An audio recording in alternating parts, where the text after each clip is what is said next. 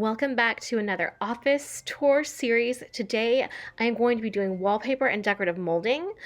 First, I'm going to be cleaning my walls and my area, then measuring and applying wallpaper, and for a final detail, I'll be using a caulk gun and liquid nails to apply decorative molding to the space. I'm using the Happy Planners Alisa floral wallpaper for this, so let's see how it goes. So I just wanted to show you how it comes. In the mail, it comes wrapped in the roll, and it looks like this. I thought there was a little bit of pink in the pattern, but this is actually more minimal than I thought. So it's got this green pattern and this and then the white buds and vines. I think that's going to be really, really beautiful with all the different pink accents, like my little rug here and everything. So I'm excited, and of course it matches my little storage box here. So this is what it looks like, and I did need 3 rolls for the project that I am going to be doing, and I have already put some on the wall, and this roll here that I've kept is just like the length of the wall, plus a little extra for matching, just matching the pattern up. So since I'm one person and don't really have anybody to help me film my whole process of applying the wallpaper, etc., I do have some videos and other things that I consulted to do this makeover, and I'm going to leave those links in the description box, so if you want to see those, check there. Okay, so I just wanted to show you what one roll looks like on the wall. So if you're planning to do this yourself, you will be able to buy enough. So this is my back wall. I'm making my accent wall, and as you can see, I was able to get it done all the way to the baseboards, all around the door, and then this in the middle is just the extra that I cut, and that just was just cutting off from where it was hitting the ceiling and making the diagonal lines of the pattern line up. So this is where I'm at right now, and it looks like for this size wall, I'm just gonna zoom out, so you can see this is my back wall. I'm probably going to need another roll to complete it, and if I was going to be doing like my whole office wall, like this whole back corner, then I would need probably a lot more, another like 3 or 4 rolls. So I thought I would talk to you guys a little bit about the quality and how they come. So you do get this is kind of binding the whole thing together, and it has a little guide to show you how much to buy. But since most of you are probably ordering this online, I just want to show you this guide here in case you're interested. I have found that what has helped me the most with this is first to dust my walls, and then to use, sorry for shaking the camera there, one of these. I actually purchased a giant wall decal. It's my Iris by Van Gogh painting that's in my master bedroom, and I used this to kind of flatten out. It just came with this, so this is what I'm using. But anything that you have that's like a squeegee, anything that you can use just to air out the bubbles, it's going to make sure that that is totally flat on the wall. In terms of like repositionable wall decals or wallpaper like this, I will say that this is a pretty good quality, and I thought it went on the wall very well. It was thick enough that I didn't worry about having to like rub it down with a squeegee.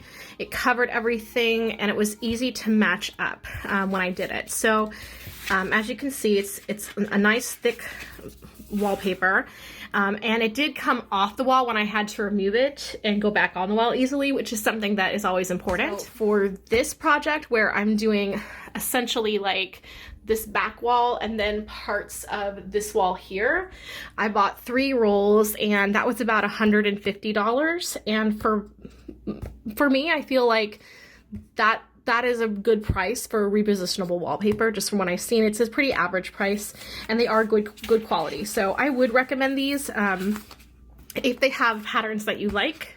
And I really did fall in love with this pattern when the Homebody collections came out, and I was like, what is that? It's perfect, because I wanted something that had green in it.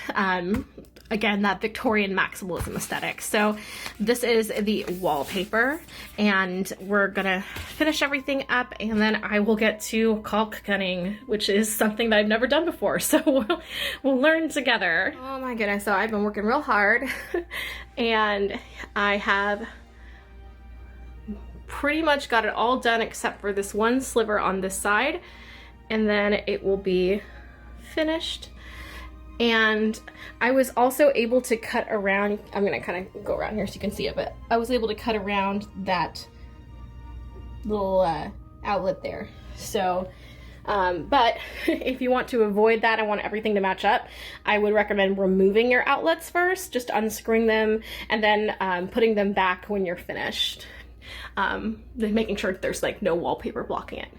But yep, so just that one strip more, and then I get to use my caulk gun. And finally, we have all of the wallpaper up on the back wall, and now I have this beautiful accent wall. I'll kind of zoom out here, even though I've got my stuff everywhere, but you can see the effect of the accent wall. I'm so excited. So these are all of the remnant. So we got pretty much almost a whole roll still. And some little extra pieces.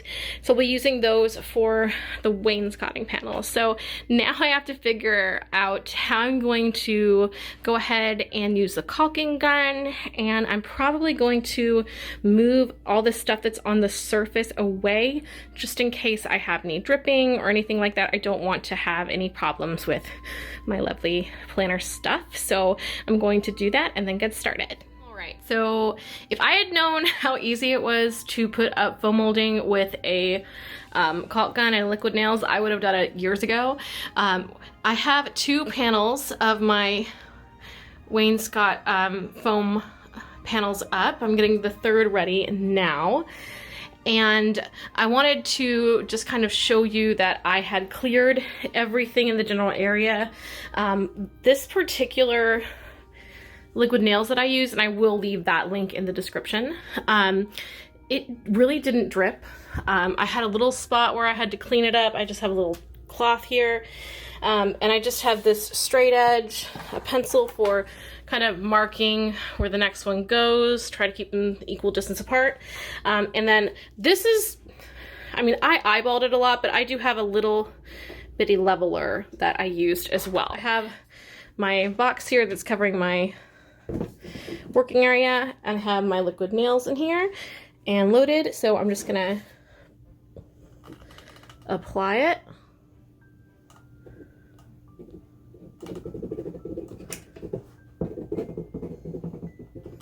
And it doesn't take a lot.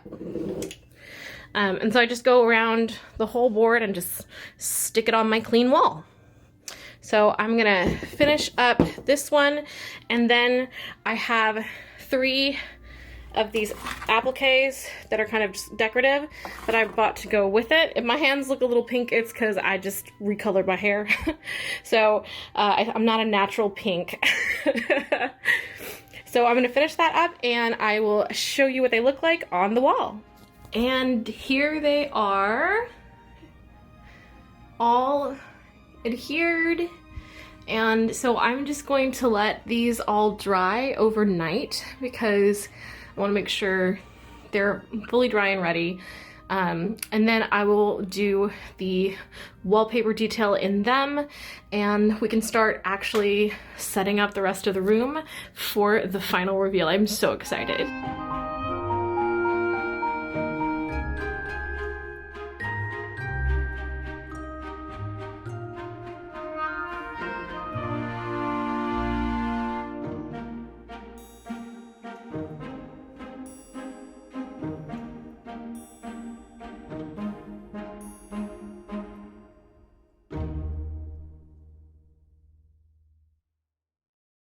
Now I have my Cottagecore wainscoting here, and then you'll see the accent wall is now done on the back. I'm so excited now because I finally get to do something I wanted to do for a really long time, which is make a Victorian maximalist inspired wall gallery. And when I say Victorian maximalism, and maybe I'll put some like images here to show you, I mean like the opposite of what we consider like minimalism in today's culture. So like in Victorian culture, there were so many people who were like just nouveau riche, and it was all about conspicuous consumption, and they would have all of these objets d'art and like pictures all over the wall, and I sort of fell in love with that aesthetic growing up, and I wanted to incorporate it in a more controlled way into this space right here, this big blank space on the wall.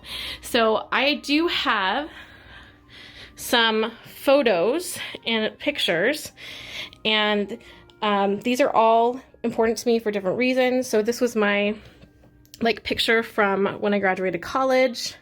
It was taken outside a barn, and I'm wearing a gunny sacks dress that I no longer have, unfortunately. But it was my mother's. And then this is my mom here. This is a photo taken of her when she was the same age. This is my Grandma Josephine at that age, and I'm named after Grandma Josephine. And then I have a little picture of my my aunt, my great-grand aunt, great-grandmother, and then this is actually my grandfather when he was a little boy in the 1900s.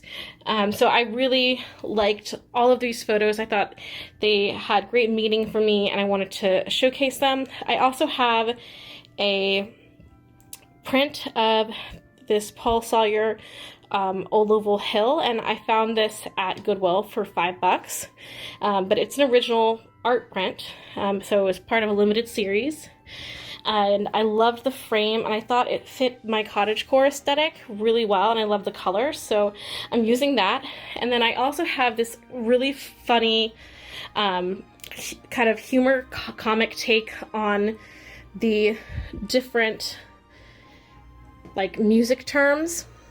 And this is actually a painting that, not painting, but an art print that had been behind my chair there.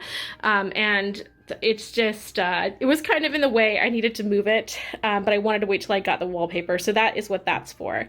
So that is sort of the first step, is I'm going to be hanging these up in a general pattern. And then I have a different series of frames that I'm going to be doing a DIY with. So you'll have the video for that coming in the next week. And I'm going to use Happy Planner stickers, scrapbook paper, and some decorative frames. And we're going to do like a vintage floral art print DIY, and it's going to accent these images on my wall.